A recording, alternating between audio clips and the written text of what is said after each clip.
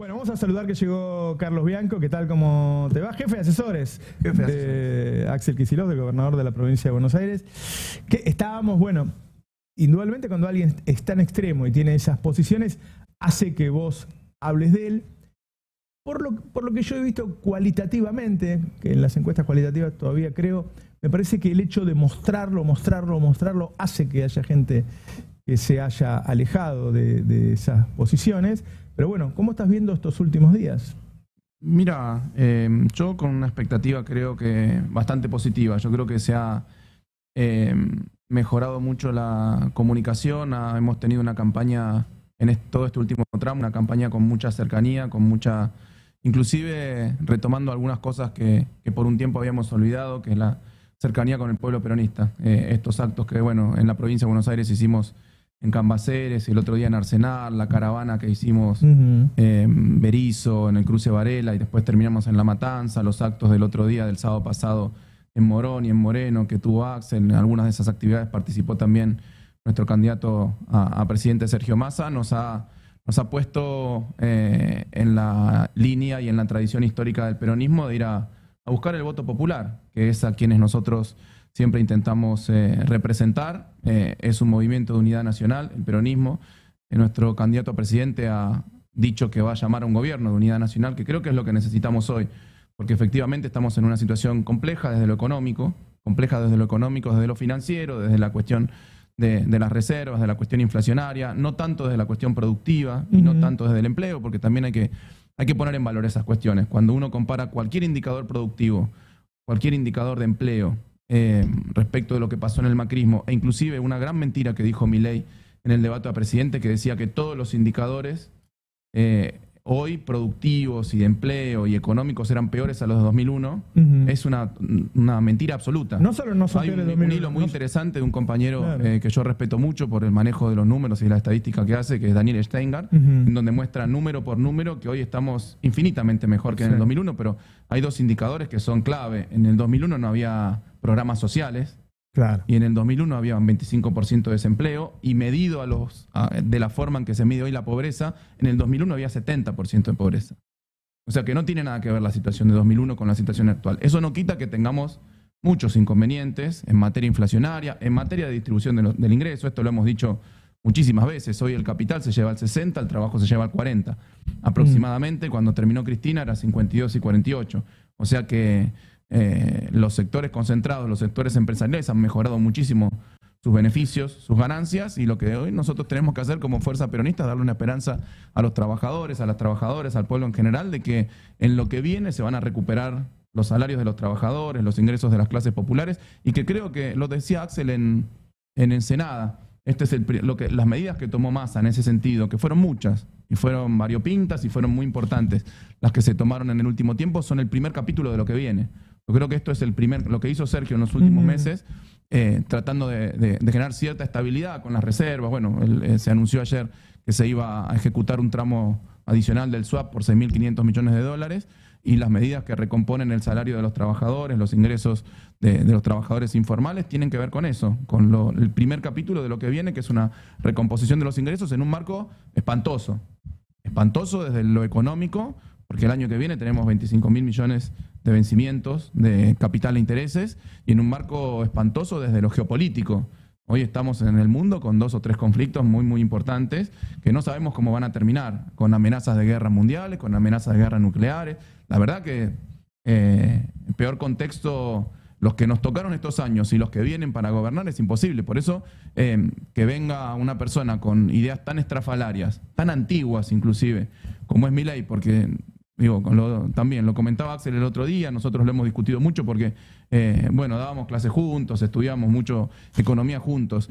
La ideología que él profesa, la escuela económica a la que él abona, la escuela austríaca, es una escuela muy pequeña, con muy pocos seguidores, del siglo XIX, de Austria. O sea, puesto en la provincia de Buenos Aires, ¿cómo vamos a solucionar los problemas de los bonaerenses del siglo XXI con recetas austríacas del siglo XIX?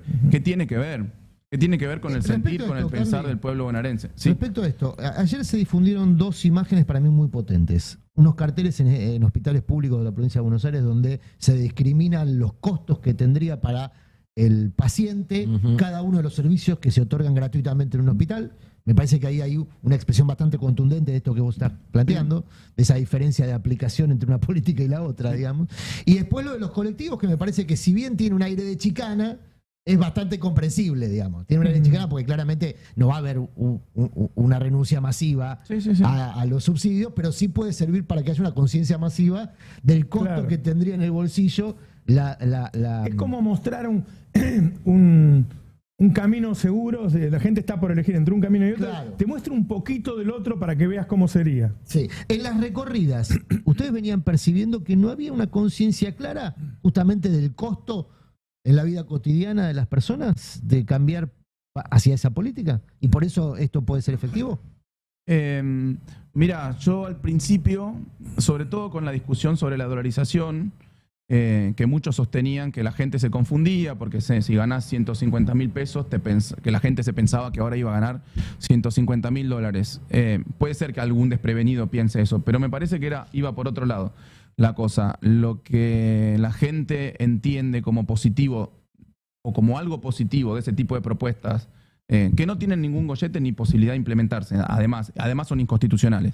En la Argentina, de dolarizar la moneda, lo veían como un aseguramiento de la estabilidad, más que como que ahora me van a poner los ingresos en vez de pesos en dólares. Esto salió también en varias encuestas cualitativas con las que hemos trabajado, que la gente priorizaba mucho la estabilidad económica sobre el proceso inflacionario que hoy tenemos en ciernes. Por eso no hay que tomar tampoco tan a la tranquila o pensar que la gente no entiende y que la gente no es tonta con lo que está pasando. Obviamente que hay un problema inflacionario, obviamente que hay un problema de ingresos que se está empezando a atacar, que es muy complejo. Y no sé, ya lo ha dicho Massa, ya lo ha dicho Axel, y te lo digo, el problema inflacionario se resuelve con reservas en el Banco Central. No hay otra forma de resolverlo, sea con dolarización, sea con bimonetarismo, sea con moneda local. Nosotros vamos por la moneda local, que hay que fortalecer el peso. Claro. No sé, Milei dice que el peso es un excremento. Lo ha dicho, que es un símbolo de la soberanía nacional el peso. Como la bandera, como la escarapela, como el escudo. Es un símbolo de soberanía nacional, un símbolo de potencia económica. Los países ricos, los países potencias del mundo, tienen una moneda fuerte y estable. No tienen una moneda que otro país emite. Eso tienen las colonias. Como pasa en muchos países de África, como pasa en muchas islas del Pacífico, como pasa en muchas islas del Caribe, etcétera. Tienen una moneda de otro país, porque son pequeños países, ni siquiera bananeros, me animo a decir. Son los que tienen monedas que emite otro país. Esto estaba escuchando recién lo que hablaban ustedes, de que aunque nosotros estemos acá como en una vorágine, en una discusión del día a día, y que muchos dicen, no, este es un país de mierda, este no sé qué, que Argentina no es un país importante. Argentina es un país re importante en el concierto de las naciones. Re importante. Tercera economía más grande de América Latina, quinta economía más grande de todo el continente americano, uno de los principales 20 países del mundo, por eso estamos en el G20, uno de los pocos países que fue invitado al BRICS, a la nueva arquitectura financiera y geopolítica mundial. O sea, es un país súper importante y es un país que las potencias del mundo lo miran y les interesa el vínculo con la República Argentina. O sea, Argentina no puede no tener su propia moneda. Es inviable un país como la Argentina sin moneda propia. Fíjate, ahora, siendo Ecuador un país mucho más chico, los problemas que ha tenido Ecuador a partir de adoptar una moneda extranjera. Ahora, la gente no se ata a eso por casualidad. Digo, vos le das un aumento a tus trabajadores cada 3 meses y desde el primer día que empiezan a cobrar, ese peso cada vez vale menos. Es cierto. Hay que solucionar el problema inflacionario, pero no se soluciona con dolarización, que ya la tuvimos, La convertibilidad. La convertibilidad fue una dolarización de facto. O sea, porque vos podías ir al banco y cambiar un peso por $1, 100 pesos por $100, etcétera. Era lo mismo y estaba respaldada por una cantidad importante de reservas. ¿Funcionó hasta qué momento la convertibilidad? Hasta que hubo reservas. Cuando te fuiste quedando sin reservas, la convertibilidad disparaba de modo automático un mecanismo de ajuste recesivo. Te quedabas sin reservas, salía dinero a la economía, no había dinero circulante, entrabas en crisis y en recesión y ajustaba por ese lado la falta de reserva. Bueno, va a ser lo mismo con los dólares.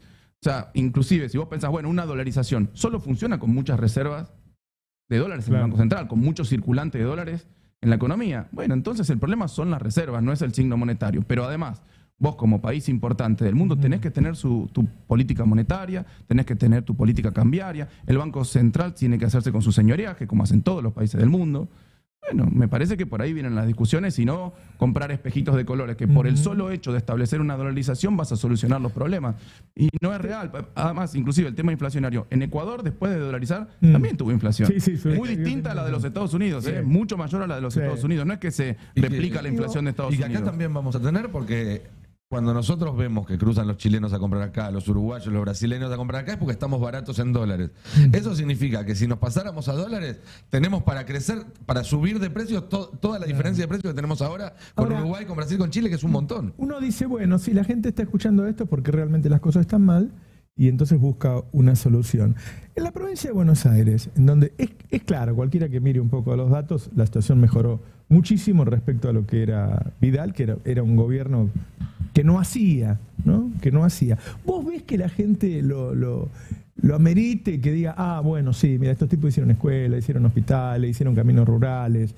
¿Lo notás o no? ¿O por ahí a la gente le cuesta ver lo que hace un gobernador? Mira, yo creo que sí, y que eso en parte explica que estemos vivos en la provincia de Buenos Aires, que estemos competitivos, que las propuestas de Milei no tuvieron el mismo impacto que en otras provincias, en la provincia de Buenos Aires. ¿Por qué digo? Porque no tienen nada que ver con el sentir ni con el pensar del pueblo bonaerense, ni con los problemas de los bonaerenses. Digo, corriéndose un poco inclusive del conurbano, te vas al interior de la provincia de Buenos Aires. Viene un loco y te dice, no, la escuela que ahora mandás a tu pibe, te voy a dar un voucher para que vos elijas entre todas las escuelas que quieras. Pero si hay una escuela o dos escuelas en tu pueblo, ¿qué sentido tiene que me des un voucher? Yo mando el pibe a la escuela que tengo cerca. Claro. Si vos le decís, no, vamos a privatizar la salud. Si hay un solo hospital municipal o en el mejor de los casos un hospital subzonal o interzonal provincial. No tenés la clínica Los Arcos en Tapalqué, en Deró, no sé, en Alberdi. No sé, no tenés.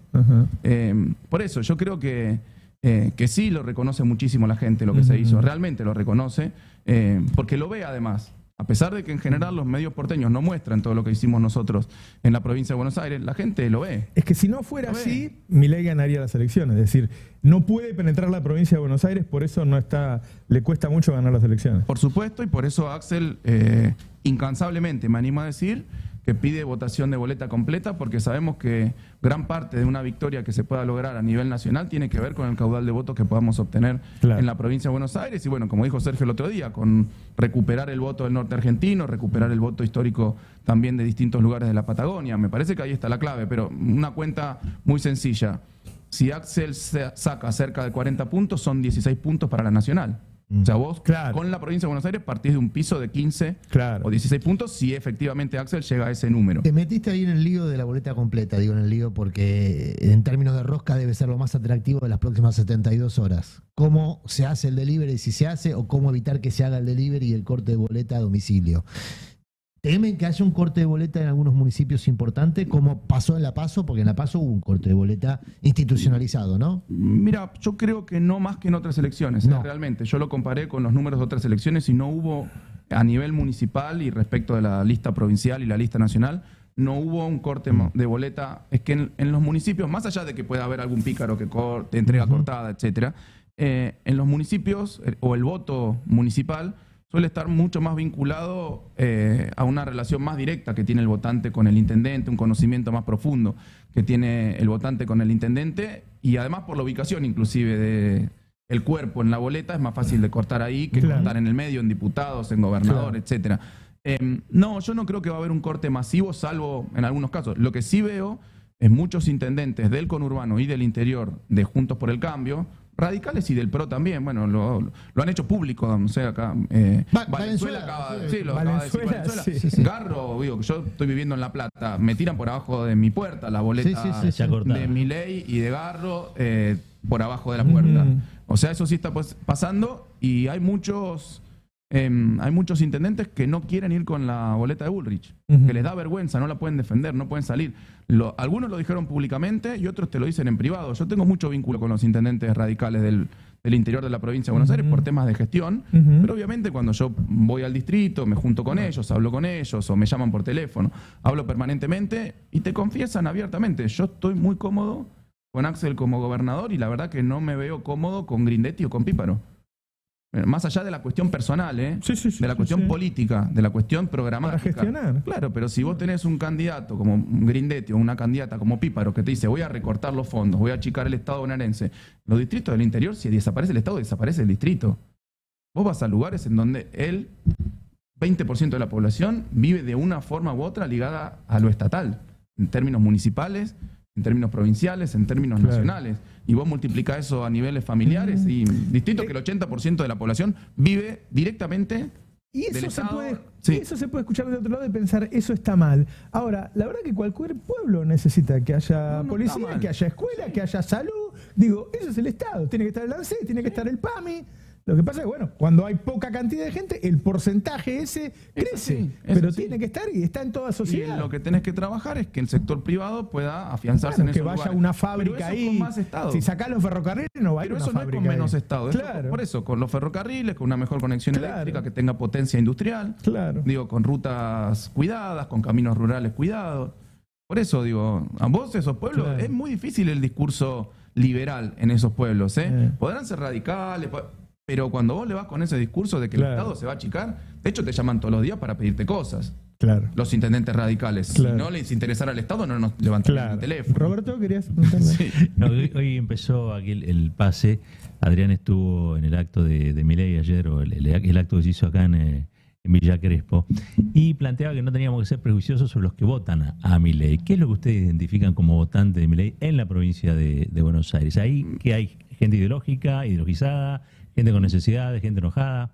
Poco ideologizado, gente con necesidades, gente enojada, gente con esperanza también sobre Milei, una falsa esperanza, si querés, pero una esperanza sobre Milei. En términos de composición del voto, no voy a decir nada nuevo. Lo que se vio en la provincia de Buenos Aires es que es un voto transversal. Lo votaron los pibes, lo votaron los mayores, lo votaron los ricos, lo votaron los pobres, lo votaron la clase media. Ajá. El único sesgo que encontramos en el voto de Milei es un voto más hacia los masculinos jóvenes respecto de los masculinos femeninos, de los femeninos jóvenes, del voto femenino joven. Pero a diferencia de lo que uno tendía a pensar, que era solo un voto bronca, un voto de disconformidad con la situación, de que bueno, Macri me empeoró la situación, el peronismo no me la pudo mejorar del todo, hay mucho voto esperanza. Yo digo falsa esperanza. Ustedes decían hace un rato que lo estaba escuchando. Yo digo, a diferencia de lo que pasó con Menem y con Macri, que hicieron una estafa electoral. Sí. Menem con el salariazo y la revolución productiva. Macri con decir, no, todo lo que está bien lo vamos a dejar, lo que está mal lo vamos a mejorar, vamos a sacar ingresos brutos, vamos a aumentar la jubilación, vamos a aumentar el salario docente. Después hizo todo lo contrario. Mintió en las propuestas. En Milei no miente en las propuestas. En lo que miente, por eso es una, yo digo, la etapa superior de la estafa La electoral. composición del gobierno. En el miente. resultado. El resultado de de las su propuestas. propuesta. El tipo Claro. te dice, voy a dolarizar y vas a estar mejor. Pero no es cierto. Todos sabemos que si vas a dolarizar, no vamos a estar mejor. Te dice, voy a ajustar el Estado, voy a achicar el Estado, voy a privatizar la educación, voy a privatizar la salud, entonces vos vas a estar mejor. No, o sea que es la etapa superior de la estafa electoral. Claro. Se puede cubrir diciendo, yo lo dije, claro, pero vos me dijiste que iba a pasar otra cosa cuando lo hacías. Claro. Tenés que ser economista para entender que te están estafando. Y fíjate que aún así, hace unos meses, cuando se advertía que la dolarización tenía que ser a 3.000 o uno así, Milei decía que eran todos mentirosos. Y cuando el dólar llegó a 1.000, dijo que siga subiendo para Sí, que sea sí, más sí, fácil sí. dolarizar. O sea, ni siquiera se aguanta hasta después de la elección para desenmascarar ese engaño. ¿Cómo, para cerrar, no te pido un pálpito, un número, pero vos estás en el territorio, estás viendo, ¿ves una mejora o estás muy preocupado? No, yo estoy con una buena vibra, digamos, con buenas expectativas respecto tanto de la provincia como de Nación. Yo creo que Sergio va a entrar cómodo al balotaje,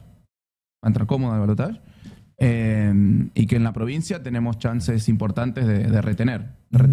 De nuevo, lo que dicen las encuestas, que yo no les creo mucho, pero que las hay, son como la bruja las encuestas. Lo que dice hoy la encuesta es más o menos 2, digo todo, ¿no?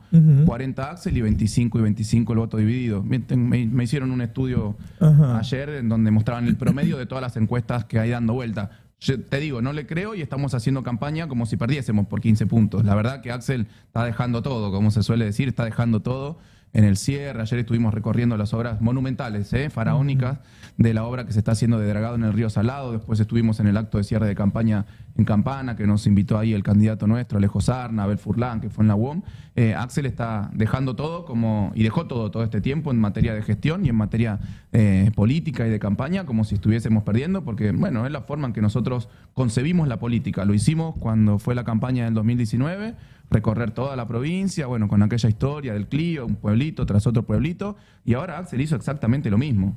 O sea, con otra estructura, obviamente, porque sería ridículo que el gobernador ande con un Clio destartalado, digo, un poco irresponsable sería, de hecho, y poco creíble.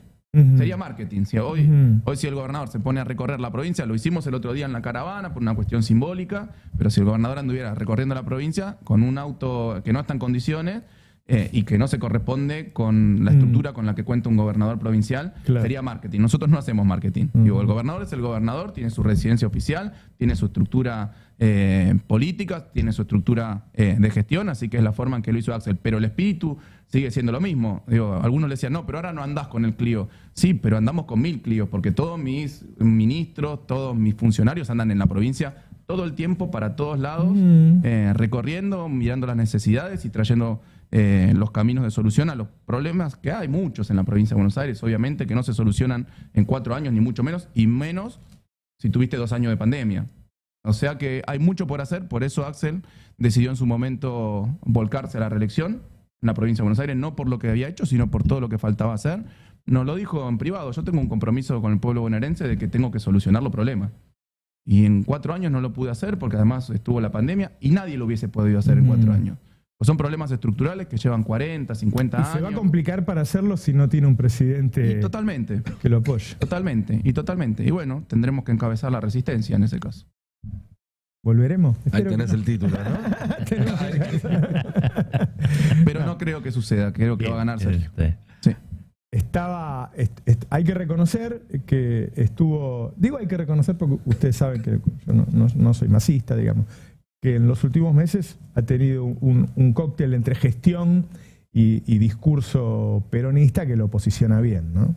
Lo veo muy enfocado a Sergio, realmente. Ha tomado las medidas que se venían reclamando. Exactamente. Más allá de que hay problemas estructurales que son muy difíciles de solucionar y que no se solucionan con un chasquido de dedos. Yo me acuerdo, ¿te acordás aquella frase de Macri? No, la inflación la solucionó en 2 patadas y la duplicó. Cualquiera que venga hoy a decir la inflación la solucionó en 2 patadas es mentira. Claro. Lo sacan en 2 patadas. Lo sacan en 2 patadas. Sí, claro. Es mentira. Pero bueno, a pesar de los problemas que siguen, Sergio hizo lo que había que hacer en esta etapa, que era recomponer los salarios de los trabajadores, poner a disposición de los trabajadores informales un IFE, etcétera. Y bueno, le encontró la vuelta con el IVA, ¿no? Porque antes cuando se bajaba el IVA, el supermercado se lo quedaban, en cambio ahora se lo devolvés a la gente. Ganancias, Claro.